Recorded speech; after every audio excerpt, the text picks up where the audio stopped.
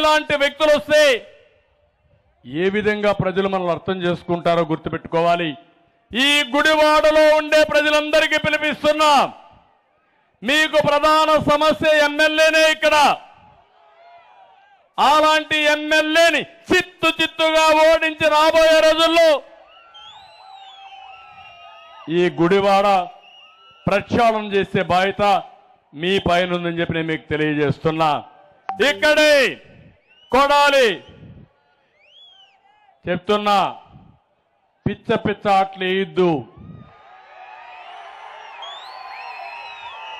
నోరుందని పారేసుకోవద్దు. నీకు నోరుందని పారేసుకుంటే భవిష్యత్తులో జరిగే పరిణామాలు కూడా చాలా తీవ్రంగా ఉంటాయని హెచ్చరిస్తున్నా. తెలుగుదేశం పార్టీ ఎవరి జోలుకు రాదు. ప్రజాస్వామ్యాన్ని కాపాడాలన్నా,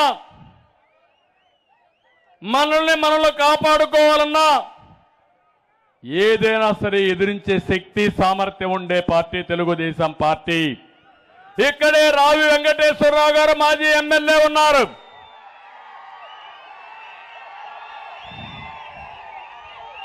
రావి శోభనాద్రి ఎన్టీ రామారావుకి 83లో మొదటి ఎన్నికల్లో ఎలక్షన్ ఏజెంటు. అక్కడి నుంచి ఎమ్మెల్యే, తర్వాత వీళ్ళ సోదరుడు ఎమ్మెల్యే, తర్వాత ఈయన ఎమ్మెల్యే. కానీ మొన్న కూడా సీట్ ఇవ్వకపోయినా ఈసారి మళ్ళీ కాదు, ఈసారి మనం రామును పెడదామంటే గెలిపే ప్రధానంగా ఒప్పుకున్న వ్యక్తి రావి వెంకటేశ్వరరావు.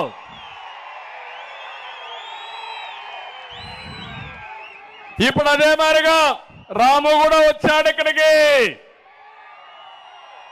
రాము వెంకటేశ్వరరావు ఇద్దరు కలిసి ఇక్కడ ఎమ్మెల్యేని ఎక్కడికి పంపిస్తారా లేదా అని మిమ్మల్ని అడుగుతున్నా.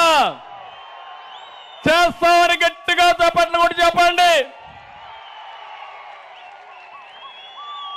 ఇక్కడుండి జనసేన తెలుగుదేశం పార్టీ నాయకులకి కార్యకర్తలకు పిలిపిస్తున్నాం.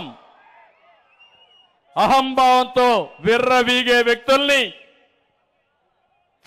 చిత్తుగా ఓడించడం కాదు, చరిత్రహీనులుగా కాలగర్భంలో కలిసిపోయేట్టుగా చేయాల్సిన బాధ్యత మీ అందరిపైన ఉందని చెప్పి నేను మీకు తెలియజేస్తున్నా.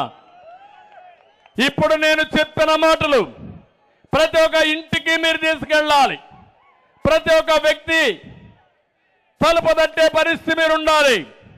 ఇది నా కోసరం కాదు, పవన్ కళ్యాణ్ కోసరం కాదు, తెలుగుదేశానికి కాదు, జనసేనకు కాదు, ప్రజాహితం కోసరం, మీ అందరి భవిష్యత్తు కోసరం, భావితరాల భవిష్యత్తు కోసరం అని చెప్పి నేను మీకు తెలియజేస్తున్నా.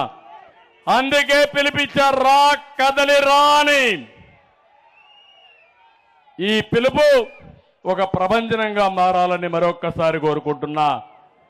ఇక్కడ బూతుల మంత్రి ఉంటే బందర్లో నీతుల మంత్రి ఉన్నాడు. ఏమి కాంబినేషన్ అయ్యా, బ్రహ్మాండమైన కాంబినేషన్. పవన్ తిడితేనే ఆయనకు మంత్రి పదవి, పవన్ కళ్యాణ్ తిట్టడానికి ఒక మంత్రి, అది కూడా ఆ సొంత సామాజిక వర్గంలోనే ఉండాలా. ఇంకో పక్క ఆయన రోజు అన్నం తింటాడా భూములు తింటాడో నాకు తెలియదు. స్థలం కనిపిస్తే మింగేస్తాడు. అక్రమ అర్జీలతో జగన్ కంటే గొప్పవాడు కావాలని లక్ష్యం పెట్టుకున్నాడు. తమ్మన వారి సత్రానికి చెందిన 1000 గజాలు ఆక్రమించుకున్నాడు. బైపాస్ రోడ్డు కోట జయరాం పేరుతో 1.5 ఎకరాలు ఆక్రమణ చేశాడు. బైపాస్ రోడ్లో రంగనాయక స్వామి గుడి స్థలం కబ్జా చేశాడు. వినాయక నగర్ ఆర్టీసీ కాలనీలో 200 గజాలు పార్క్ స్థలం కూడా ఆక్రమించుకున్నాడు. కృత్తివెన్నులో 300 ఎకరాలు బినామీ పేరుతో కొన్నాడు. ఎక్కడ చూసినా భూ కబ్జాలు, భూములు. ఎప్పుడో అవ్వాల్సిన పోర్ట్ని రివర్స్ గేర్లో పెట్టి మళ్ళీ ఇప్పుడేదో నాటకాలు ఆడుతున్నారు.